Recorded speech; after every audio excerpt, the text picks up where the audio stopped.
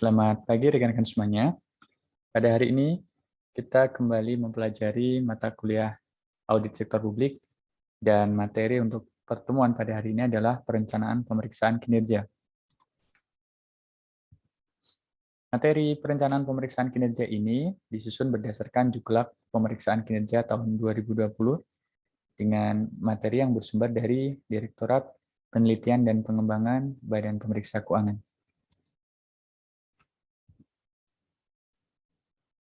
Berdasarkan Juklak tahun 2020, pada layar tampak ada beberapa tahapan pemeriksaan kinerja yang dimulai dari perencanaan strategis yang berisi pemilihan topik pemeriksaan. Kemudian ada 4 tahapan berikutnya, yaitu tahapan perencanaan pemeriksaan, pelaksanaan pemeriksaan, pelaporan pemeriksaan, dan pemantauan tindak lanjut hasil pemeriksaan. Kita mulai dengan membahas pemilihan topik pemeriksaan pada perencanaan strategis.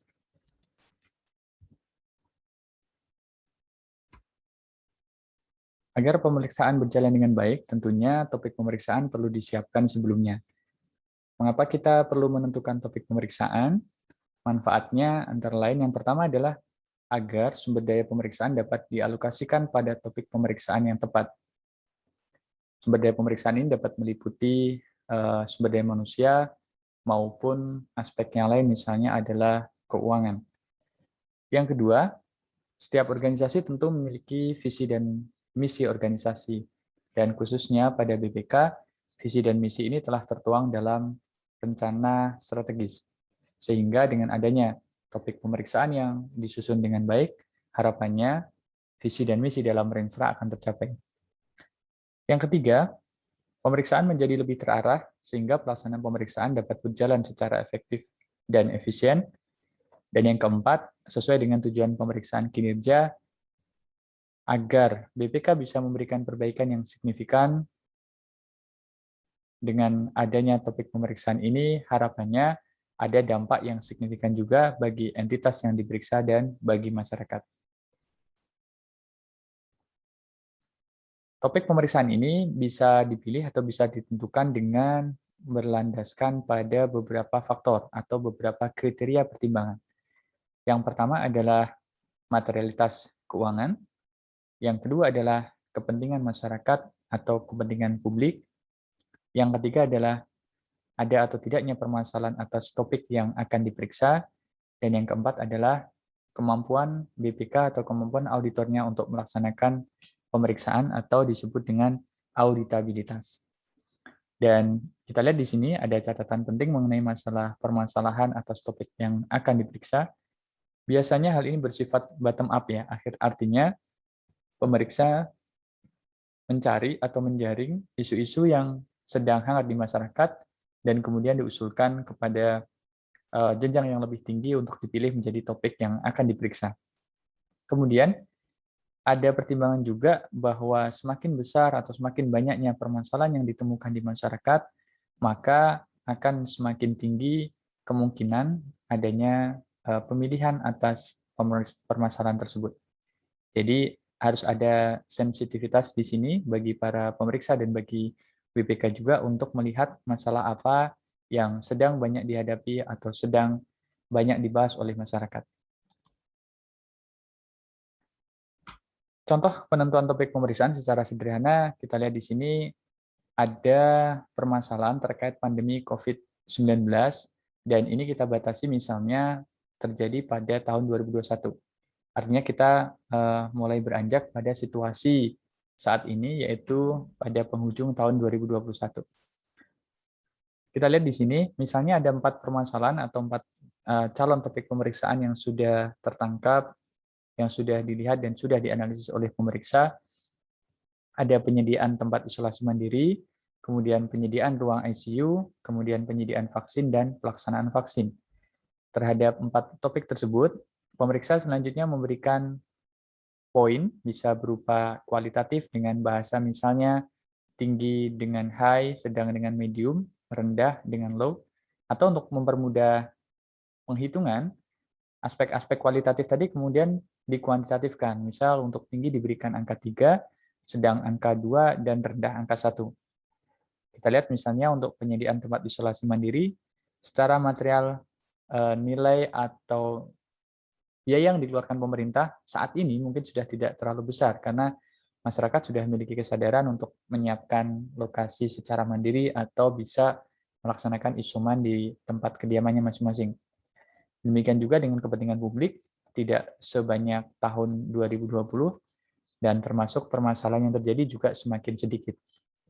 Namun, kita memiliki kemudahan atau pemeriksa relatif mudah untuk memeriksa topik penyediaan tempat isolasi mandiri, sehingga dari 4 aspek yang dinilai, kita akan mendapatkan total nilai sejumlah 9. Selanjutnya untuk topik kedua, penyediaan ruang ICU, ini secara materialitas dan biaya tentu relatif lebih besar dibandingkan penyediaan tempat isolasi mandiri.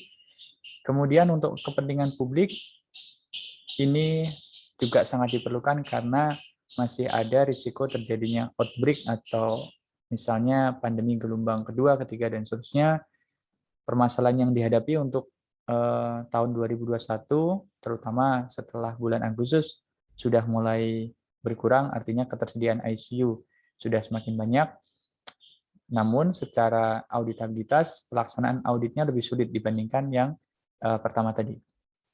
Yang ketiga, topiknya adalah penyediaan vaksin dalam negeri, artinya bagaimana pemerintah serta lembaga terkait bisa menyediakan, bisa meriset, atau membuat vaksin sendiri.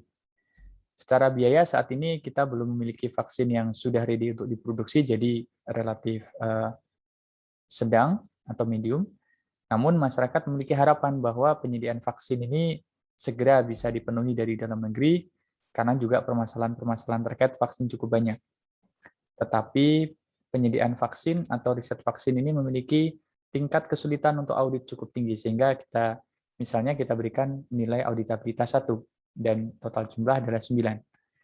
Untuk topik terakhir yaitu pelaksanaan vaksin atau kegiatan vaksinasi, tentu dari sisi materialitas ini sangat tinggi karena banyak sumber daya yang diberikan pemerintah ke sana, baik dari sisi biaya untuk pengadaan, kemudian dari penyediaan tenaga kesehatan, termasuk pelibatan berbagai instansi, TNI Polri, dan seterusnya untuk melaksanakan kegiatan vaksinasi. Publik sangat memerlukan vaksinasi saat ini. Permasalahan yang ditemukan juga masih cukup banyak, misalnya masih banyak masyarakat yang enggan, atau terkadang ada vaksin yang sudah expired atau risiko mau expired, distribusi vaksin tidak merata, dan seterusnya. Dan dari sisi auditabilitas, pemeriksa memiliki kemampuan untuk itu, sehingga kita berikan nilai seluruhnya 3. Dengan demikian, kita bisa melihat bahwa dari 4 alternatif topik pemeriksaan terkait dengan pandemi COVID-19, kita bisa memberikan prioritas pemeriksaan kinerja terhadap pelaksanaan vaksin. Selanjutnya, setelah kita memiliki topik prioritas, atau kita telah melaksanakan identifikasi topik pemeriksaan, tahapan selanjutnya adalah perencanaan pemeriksaan. Perencanaan pemeriksaan ini memiliki 4 tahapan utama, yaitu pemahaman awal atas objek pemeriksaan, kemudian penyusunan program pemeriksaan pendahuluan, kemudian pemeriksaan pendahuluan atau preliminary audit, dan selanjutnya adalah penyusunan P2 terinci atau program pemeriksaan terinci untuk nanti pada saat pelaksanaan kinerja. Yang pertama, kita perlu memiliki pemahaman awal objek pemeriksaan. Karena dengan adanya pemahaman awal tersebut, kita bisa memahami atau mengupdate, memutakhirkan hal-hal yang mendasar tentang objek pemeriksaan atau hal pokok pemeriksaan yang mungkin sebelumnya kita sudah ketahui, karena misalnya pemeriksa memiliki pengalaman di entitas tersebut. Pemahaman hal pokok ini juga mencakup berbagai peraturan dan kebijakan, termasuk juga apa saja perhatian publik terhadap hal pokok atau objek pemeriksaan tersebut. Yang ketiga, ada studi literatur, atau kita dapat melaksanakan studi literatur, termasuk diskusi atau wawancara terbatas, sehingga pemeriksa dapat menyusun program pemeriksaan pendahuluan. Dan yang keempat, berapa luas lingkup atau kedalaman cakupan pemahaman awal ini disesuaikan dengan kebutuhan pemeriksaan. Jadi pemeriksa dapat mengatur seberapa banyak informasi yang dia harus cari atau dia harus dapatkan untuk menunjang tercapainya tujuan pemeriksaan. Dan untuk mendapatkan pemahaman awal tadi, kita bisa mencari beberapa sumber sebagai bahan untuk mendapatkan pemahaman. Yang pertama adalah adanya kertas kerja pemeriksaan dari tahun-tahun sebelumnya atau pemeriksaan yang lalu. Ini bisa kita peroleh dari studi literatur, kemudian dari informasi media massa, database entitas. Biasanya database entitas ini BPK sudah memiliki pemeriksaan yang rutin sehingga sudah dibuat namanya adalah database entitas pemeriksaan atau DEP. Kemudian ada hasil riset atau kajian baik dari akademisi maupun organisasi lainnya, termasuk informasi-informasi dari penelusuran secara daring di internet maupun media yang lain. Yang kedua, perlu juga dilaksanakan komunikasi secara dua arah, secara insentif, baik dengan pemeriksa sebelumnya yang terkait dengan nomor 1 tadi, kita bisa mendapatkan kertas kerja pemeriksaan yang lalu, dengan tim pemeriksa sebelumnya kita bisa mendapatkan informasi, pengalaman, dan hal lain yang kita perlukan terkait dengan entitas yang akan kita periksa. Kemudian komunikasi dengan entitas sendiri maupun komunikasi dengan stakeholder lainnya. Siapapun pihak-pihak itu yang kita pandang dapat memperkaya hasil pemahaman kita. Kita bisa mengundang akademisi, bisa mengundang praktisi, termasuk tenaga ahli, untuk memberikan tambahan mengenai pemahaman awal ini. Selanjutnya, setelah kita menyusun laporan hasil pemeriksaan tadi, atau laporan hasil pengumpulan informasi awal tadi, selanjutnya pemeriksa menyusun P2 pendahuluan. P2 pendahuluan ini disusun berdasarkan informasi yang telah dituangkan dalam LHPP. Dan penyusunan P2 pendahuluan ini bertujuan untuk yang pertama adalah mengidentifikasi dan mendokumentasikan prosedur pemeriksaan untuk memperoleh informasi yang diperlukan pada pemeriksaan pendahuluan. Kemudian yang kedua, memudahkan supervisi dan review untuk memperoleh keyakinan mutu pemeriksaan pendahuluan.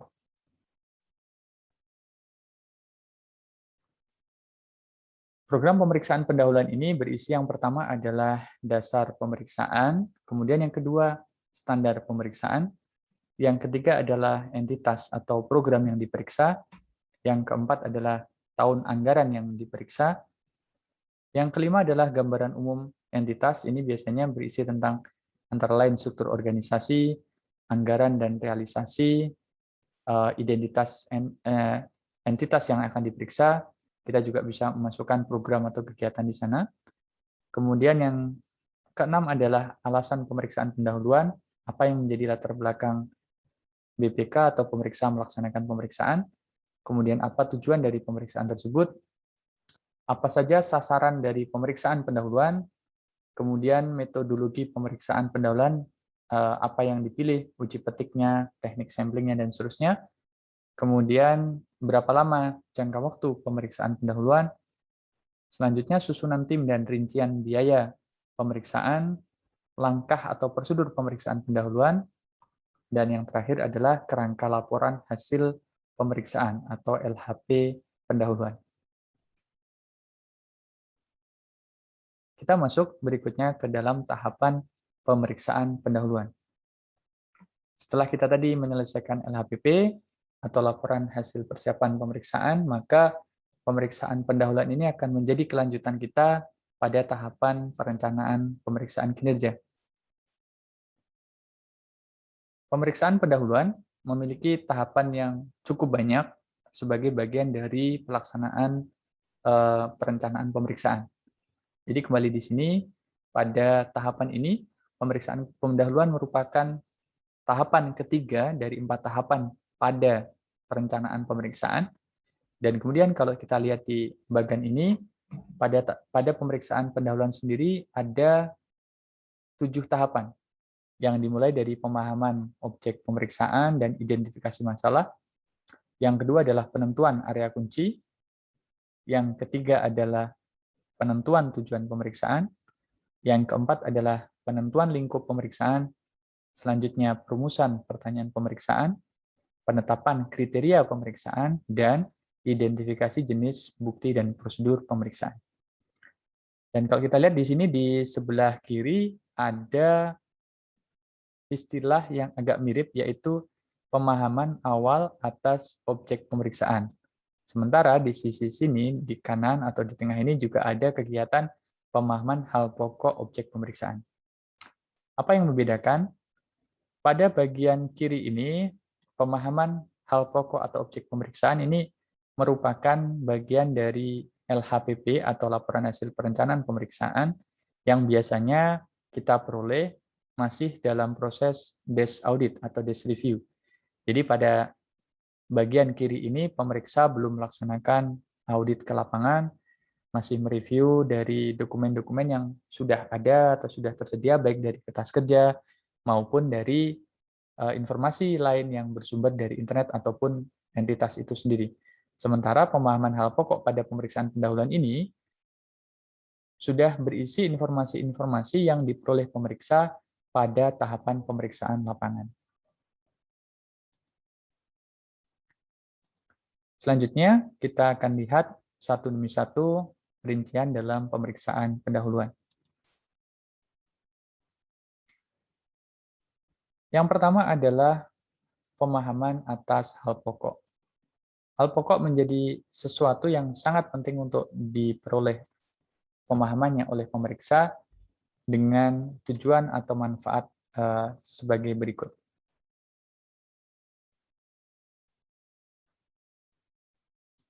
Yang pertama, pemahaman hal pokok ini akan memudahkan pemeriksa untuk mengidentifikasi apa saja isu potensial dan area yang akan diperdalam.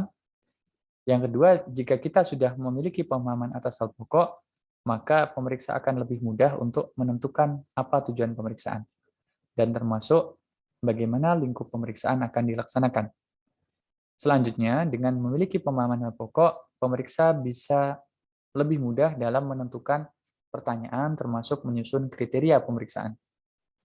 Kriteria dan pertanyaan juga terkait dengan sumber data apa yang diperlukan atau bukti pemeriksaan apa yang diperlukan, sehingga pada tahapan terakhir ini memiliki pemahaman hal pokok akan memudahkan pemeriksa untuk menentukan apa prosedur pemeriksaan yang relevan atau apa prosedur yang spesifik.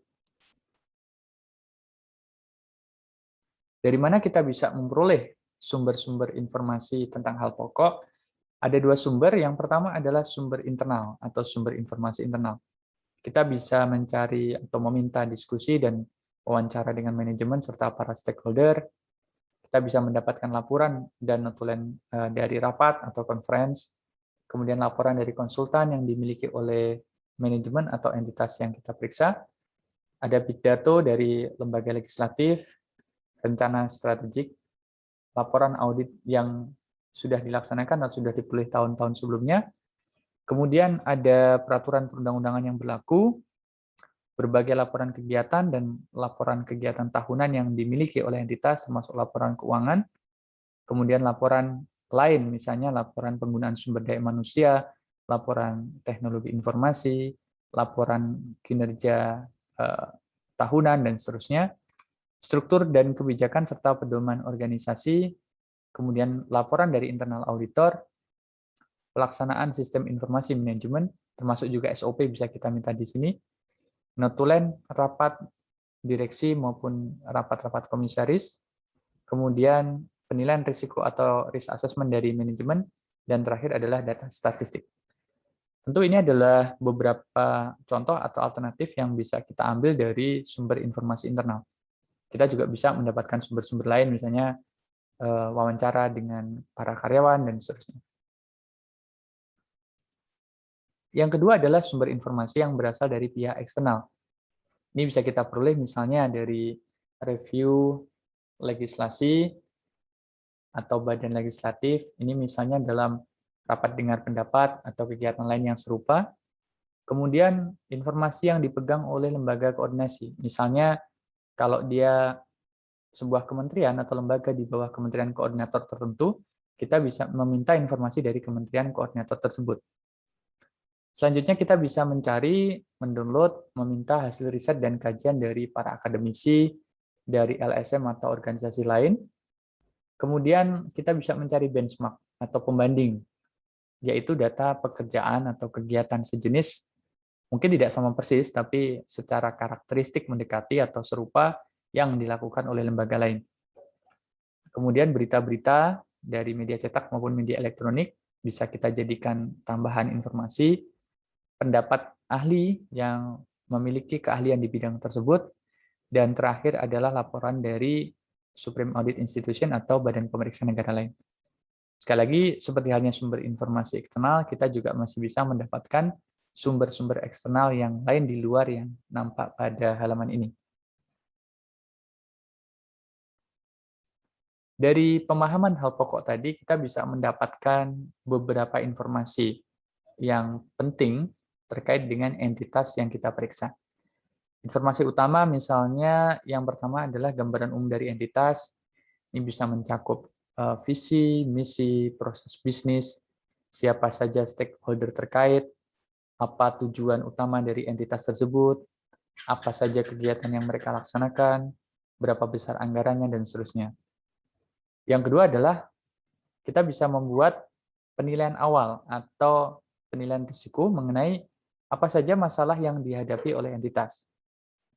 Kemudian yang ketiga, hal lain yang bisa kita temukan adalah pemeriksa bisa menyusun hipotesa atau dugaan awal tentang masalah-masalah yang tadi yang kita temukan di poin kedua tadi, apa hal-hal yang menyebabkan dan kira-kira apa akibatnya yang bisa terjadi dengan adanya permasalahan tersebut.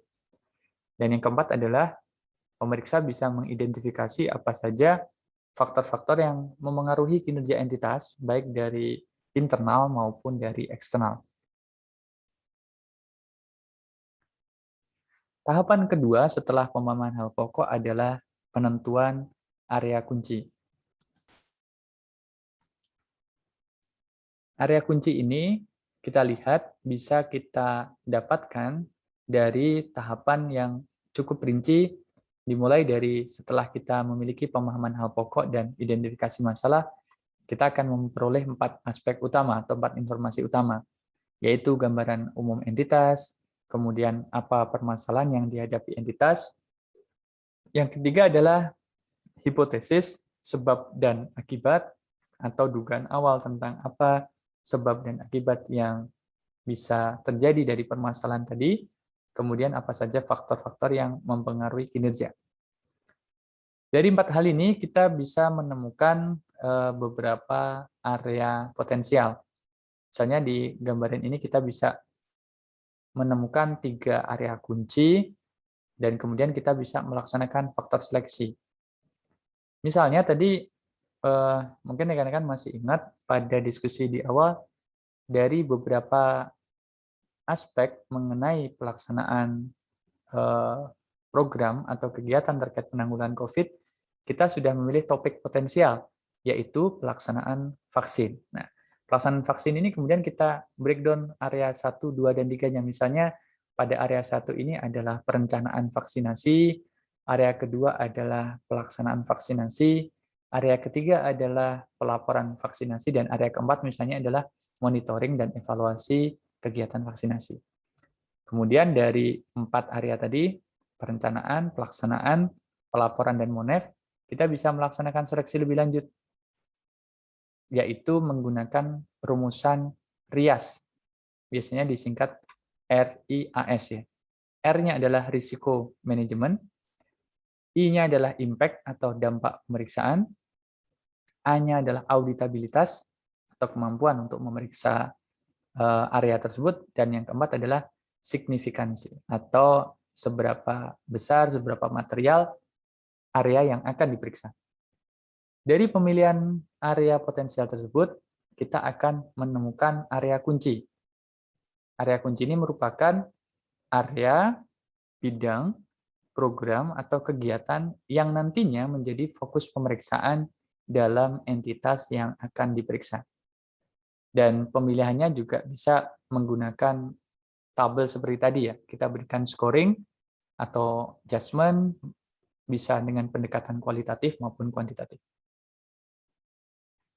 Penjelasan dari masing-masing area kunci atau RIAS tadi sebagai berikut. Risiko manajemen ini mencerminkan risiko yang ditanggung oleh manajemen apabila mereka tidak bisa mencapai aspek 3E.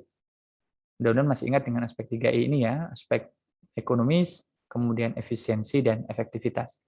Semakin tinggi risiko manajemen untuk tidak mencapai 3E tersebut, baik salah satu atau ketiganya, maka semakin tinggi juga skor atau nilai yang kita berikan untuk aspek risiko ini. Yang kedua adalah signifikansi. Signifikansi ini bisa kita lihat dari sisi materialitas keuangan maupun materialitas non-keuangan. Kalau dari sisi keuangan kita bisa melihat dari aspek berapa besar anggarannya, atau berapa uang yang diperlukan untuk membiayai kegiatan tersebut. Kalau misalnya dari aspek non-keuangan kita bisa melihat batas kritis keberhasilan dan visibilitasnya. Apa sih kira-kira hal yang signifikan dari program ini bagi para stakeholder? Kita bisa menjadikan itu sebagai salah satu ukuran signifikansi. Kemudian dampak atau impact ini adalah dari sudut pandang pemeriksa atau dari sudut pandang BPK, nilai atau impact apa yang bisa kita berikan, yang bisa kita sajikan dari rekomendasi yang disiapkan pada LHP yang diharapkan dapat meningkatkan kualitas program tersebut. 3E yang ada di program tersebut diharapkan bisa kita tingkatkan dari pemeriksaan kita tentunya. Nah, seberapa besar dampak pemeriksaan BPK kita masukkan sebagai penilaian di dampak pemeriksaan ini. Dan terakhir adalah auditabilitas atau kemampuan pemeriksa untuk melaksanakan pemeriksaan sesuai dengan SPKN. Tadi sudah kita bahas juga, mirip dengan penentuan terbaik potensial, auditabilitas ini berkaitan dengan apakah kita memahami program tersebut, apakah kita memiliki kompetensi dalam pemeriksaan tersebut. Semakin kompeten pemeriksa dalam pelaksanaan audit, maka semakin tinggi skornya. Sebaliknya, semakin rendah kemampuan pemeriksa, maka semakin rendah juga skor dalam penentuan area kunci. Secara detail, teman-teman bisa melihat di sini, untuk risiko manajemen, ini misalnya pengeluaran di bawah atau di atas anggaran secara signifikan, tujuan dari manajemen tidak tercapai, mutasi pegawai atau keluar masuknya pegawai terlalu tinggi, kemudian manajemen tidak memiliki reaksi yang memadai kalau menemukan satu kesalahan atau satu permasalahan tidak segera diatasi, program berubah, berekspansi secara mendadak. Tidak ada kesinambungan, tidak ada kontinuitas, dan kemudian tanggung jawab antar berbagai lini di manajemen itu tumpang tindih, tidak jelas atau membingungkan. Ini adalah beberapa risiko yang bisa kita analisis pada penilaian risiko manajemen. Yang kedua, tadi signifikansi, kira-kira kita bisa mengartikan signifikansi ini sebagai apakah area yang akan kita periksa ini memiliki dampak, memiliki pengaruh terhadap kegiatan lain di entitas tersebut. Yang ketiga adalah dampak, seberapa besar sekali lagi peningkatan manfaat dan perbaikan yang bisa diberikan oleh pemeriksa atas pemeriksaan tersebut. Ini bisa perbaikan terhadap aspek 3E entitas, kemudian aspek kualitas pelayanan publik apakah meningkat ataukah tidak, atau meningkatnya signifikan atau hanya sedikit, dan kemudian harapannya pemeriksaan juga bisa meningkatkan akuntabilitas dari entitas atau dari manajemen.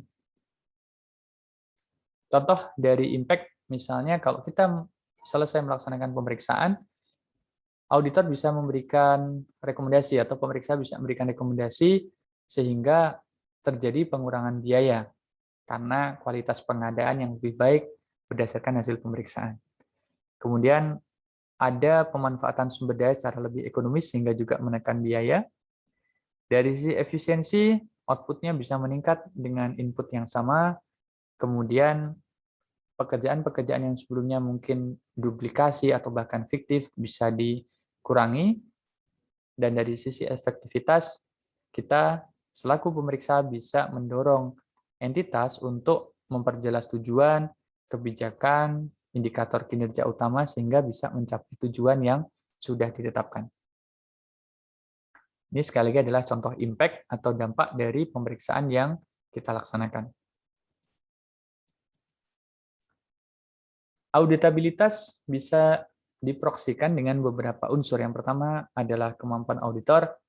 Tadi sudah saya sampaikan kemampuan auditor ini terkait dengan apakah auditor memiliki pemahaman, memiliki kompetensi, memiliki background baik pendidikan, sertifikasi, ataupun pengalaman dalam melaksanakan audit atas suatu area tertentu.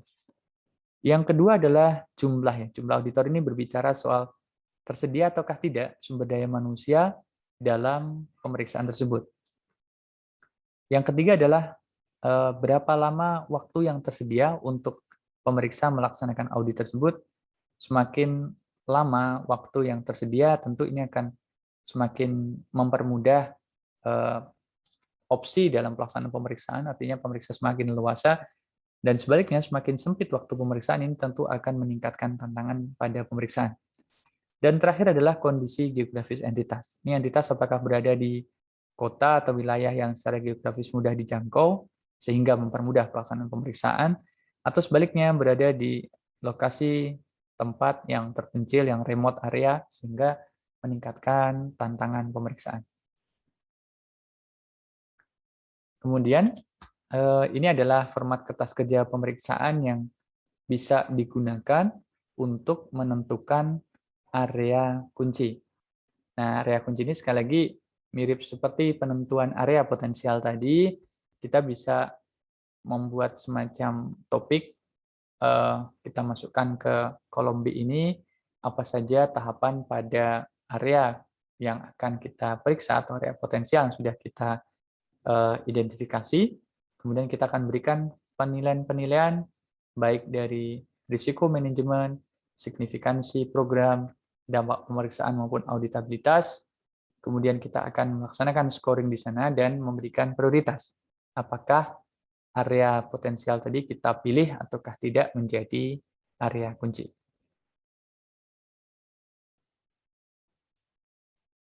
Ini formatnya juga sama, nanti bisa kita tambahkan semacam deskripsi di sini untuk menjelaskan masing-masing area potensial. Baik, rekan-rekan, nanti setelah ini kita akan melanjutkan dengan materi berikutnya mengenai penentuan, tujuan, dan lingkup pemeriksaan, sekaligus melaksanakan latihan mengenai penyusunan area kunci. Terima kasih.